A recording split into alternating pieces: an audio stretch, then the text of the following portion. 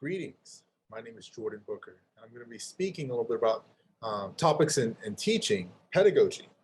So we're thinking about personality science and hoping to build a more diverse, inclusive, and representative cohort of rising scholars who are excited about personality science and who want to continue on into additional experiences in research and other areas of involvement in personality science, hoping to ultimately build a more diverse, representative group of professionals who are conducting research, sharing communication about research in personality, psychology, and other relevant fields, and so on. Part of what is motivating this talk today, and a little bit of why we're focusing on this, these aspects of representation, these aspects of diversity, are because we understand that there's generally some drawbacks, some challenges for us. So when we're thinking of the field, multiple fields being represented within personality psychology, other areas and aspects of behavioral science, we're usually asking a few different questions, a few that are going to be relevant for why we're thinking of teaching as being something that will ultimately help us in addressing some of these areas. So we think a little bit about who we're studying, who our samples are, what they look like, how representative they are of broader communities or broader countries or the international community, how well we're representing different regions within different communities and cultures and societies, how well we are looking across, say, different ages, not only looking at college age and traditional college age individuals, but also different adult populations, earlier populations, how well we're representing people by biological sex, people by gender identity, how well we're representing people by racial, ethnic background, socio and economic status and background, so on and so forth. When we are organizing major insights, broad findings, broad patterns of findings, building our theories, and so on, who are the individuals? Who are the basis for the forms of information that we're pulling? How confident can we really be in some of our claims on aspects of traits, character, or reasoning, biomarkers that are relevant for personality, social factors that are relevant for personality, really holding well across a number of different populations. We can also ask questions about who we're training, who our students are, who finds themselves motivated to persist in the field, who finds themselves represented by the field. They see other faces that look like their own. They feel like their communities are important and valued by personality science.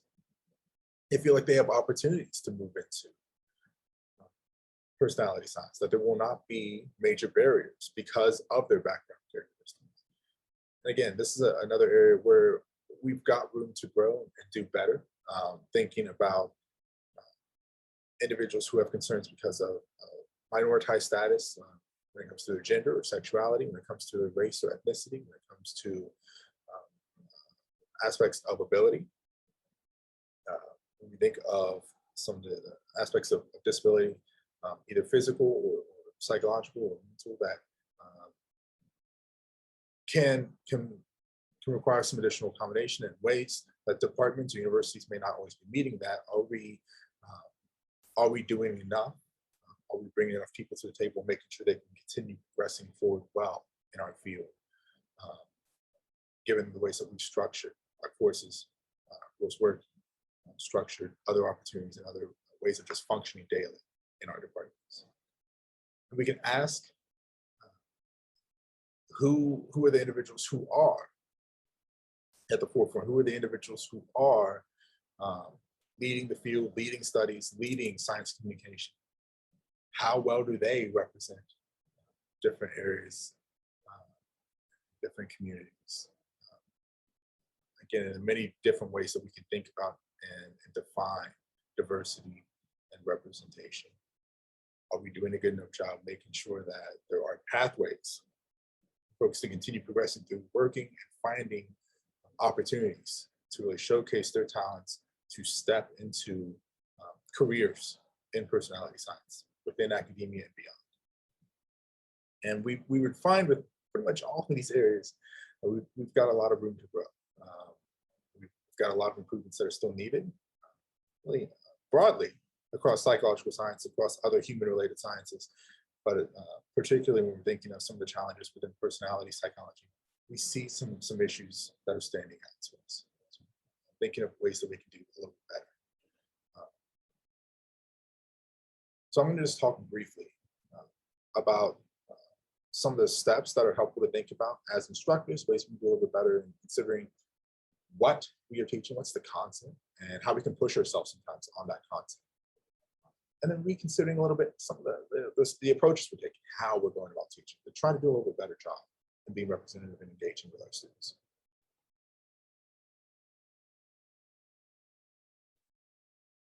So for those of us who are teaching courses in personality and other areas of psychology, particularly with our lower level, very broad introductory courses, we're usually covering a lot of ground.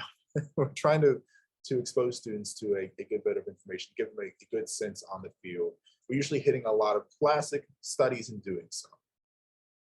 We're not trying to drop some of the landmark and standout studies that have really been foundational to different fields of psychology. But we also want to recognize that the figures and the populations that are the basis for a lot of those very early studies, they're pretty homogenous in some senses. A lot of the earliest figures in our field were white men. We have since seen more individuals coming to the table, contributing. We want to make sure that we are doing a better job of bringing their work into the fold. Sometimes that means going a little bit beyond what the text has for us. We're still waiting for some text to update a little bit better. So we might have to take some additional steps to think about how we can bring in novel insights, push ourselves to represent folks a little bit better for some of that work. In the same sense, who is being studied? What are the populations? Sorry. When we're talking about some of the major findings, we're talking about some of the ways that we're thinking about, the importance of the big five, the importance of consistent patterns to behavioral trends across one's lifespan. We're talking about earlier aspects of temperament, so on and so forth. Where have these questions been studied? Who's been looked at so far? We based a lot of this work to date on US-based, middle income, predominantly white, predominantly suburban located families. If so, okay, we just need to say that, be a little bit clearer, and then maybe look for and take that as an opportunity to consider some additional work that might supplement these findings. Say, we got this original sense here. We've seen this hopefully replicated with these other populations as well. We've seen this hold up really nicely, even when we're looking across different individuals, families, and communities representing different socioeconomic backgrounds. We've seen this hold up really nicely when we're looking across different parts of Southeast Asia and Eastern Europe and South America, so on and so forth. We've seen this hold up really nicely when we have looked within the US and looked across individuals representing different racial and ethnic groups, individuals representing different immigration statuses, so on and so forth. And we're confident in this because we've seen all these different folks looked at systematically and purposefully. We've seen this whole. Students will appreciate that additional context, that additional sort of history with some of these important constructs, important models, important frameworks. And again, the more folks you're really bringing to the table in different ways, the more you are making content relatable for students. You're giving them some ways, even if it's pretty background.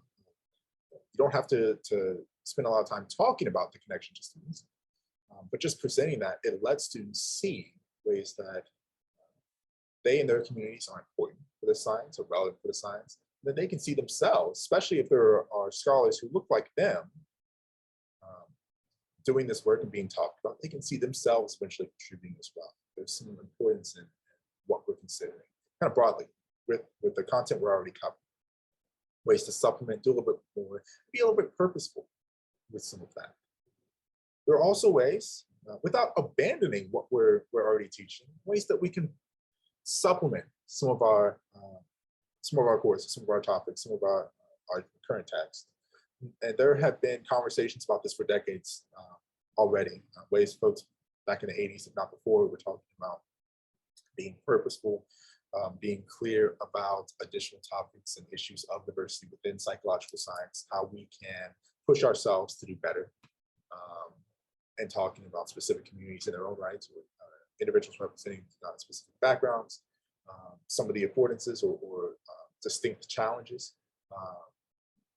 for certain aspects of behaviors, or additional context and nuance for certain behaviors, thinking about specific populations. There are ways we can continue to push ourselves on that. Whether you're talking, again, it can be on race and ethnicity, it can be on gender, it can be on sexuality, it can be on religious backgrounds. What are the different things people are bringing to the table that are relevant for their behaviors, that we sometimes don't focus on as well, that we can pay some focused attention to? See where some of our assumptions on universality hold really nicely, see where there's some breakdown, and how to walk through that with students. These are all really important things to consider. The use of current events can also be relevant. Sometimes it's not as clear, some of the questions we might have for domains of personality, but there can be some opportunities as well for seeing major news events or just recent advances that fit really nicely. You've got a topic on social domains being relevant for personality, biological domains being relevant for personality. There can sometimes be some advancements, and it's worth keeping an eye out. You don't have to change, again, your entire syllabus, your entire framework for this, but just being willing to adapt, bring something in that's kind of neat, new, will intrigue students. It's another great way to motivate them further and see this field as relevant to their own lives.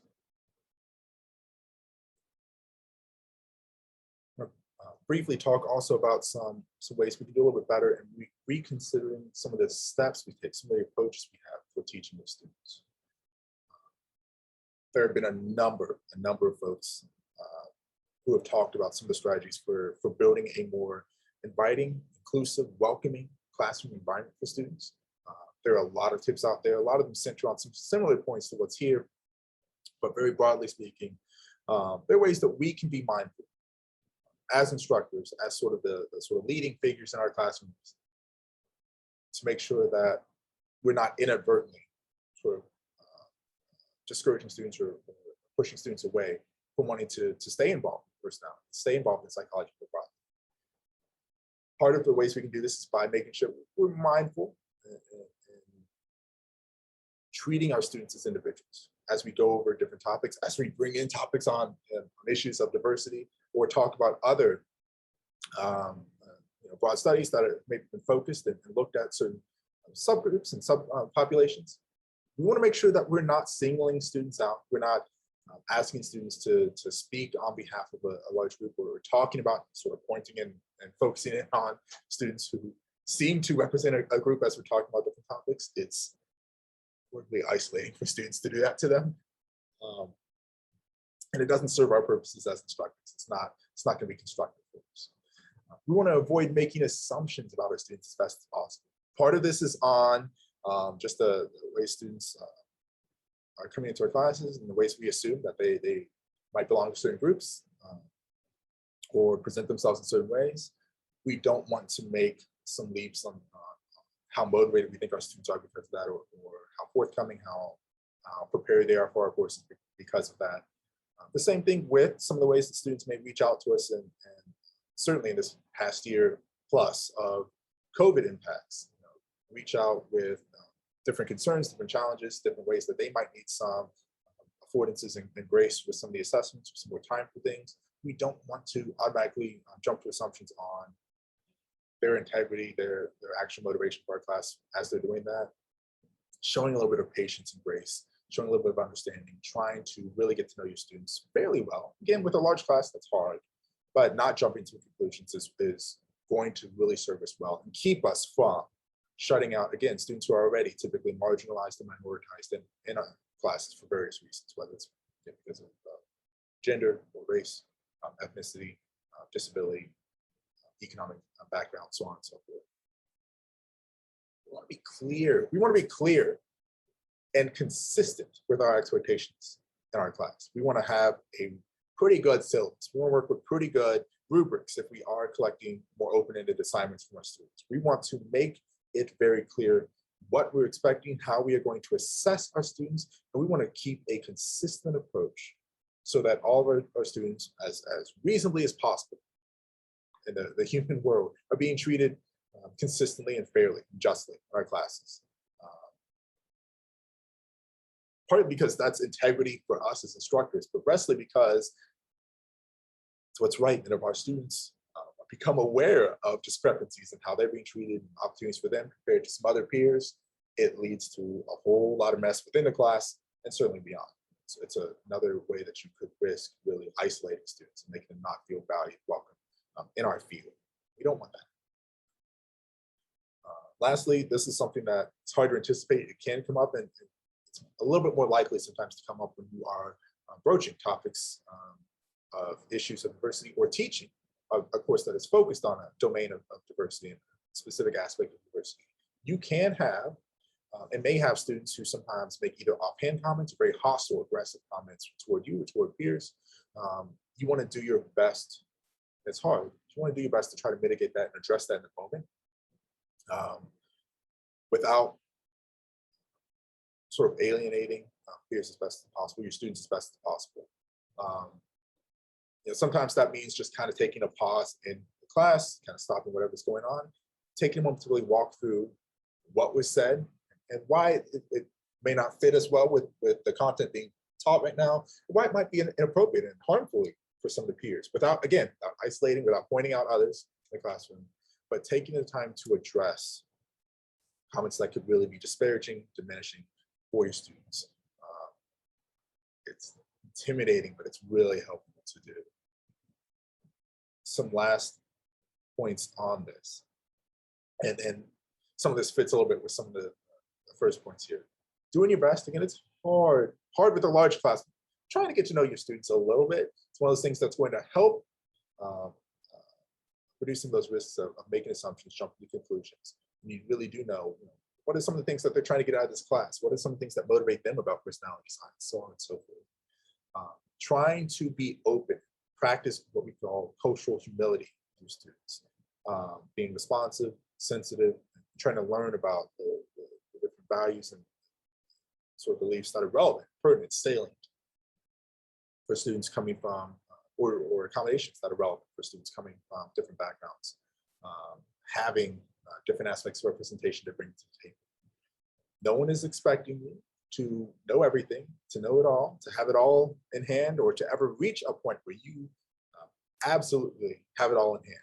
In fact, that kind of undermines a little bit of the spirit here. You want to be taking this approach where you are always open to learning from your students, open to finding out more, and being able to respond, again, with patience, grace, and responsiveness to the concerns your students might bring up sometimes, or to the points they might bring up that are worth thinking further on. They may be relevant to some of the topics you're covering. They may shape some of the ways you're thinking about your assessment, so on and so forth.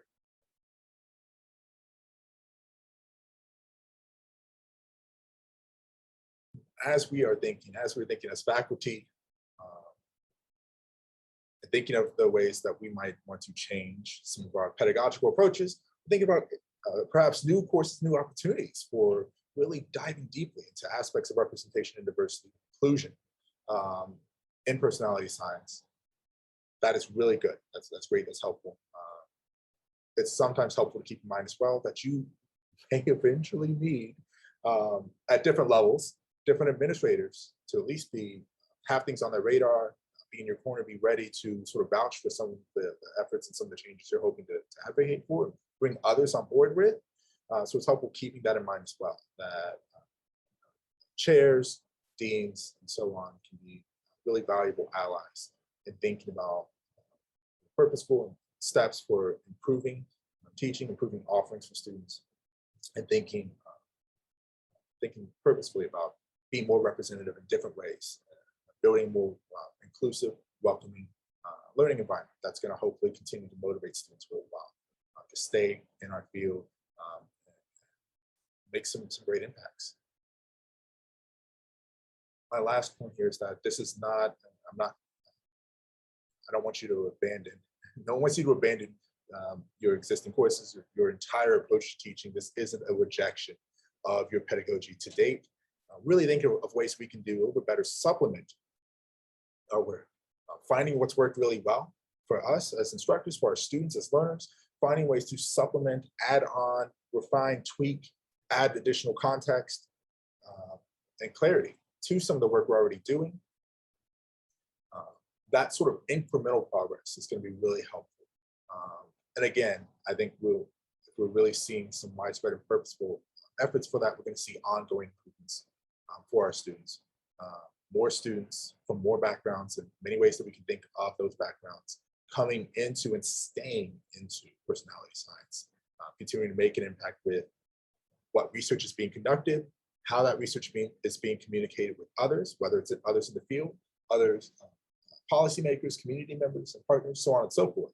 It's going to really lead to some eventual, it takes time, but eventual benefits for us if we're able to purposefully and systematically see more and more folks making some of those strides for students. So again, looking forward to talking a little bit further about some of these opportunities, maybe some of the challenges folks have had in thinking about some of these steps. And thank you all for your time and attention.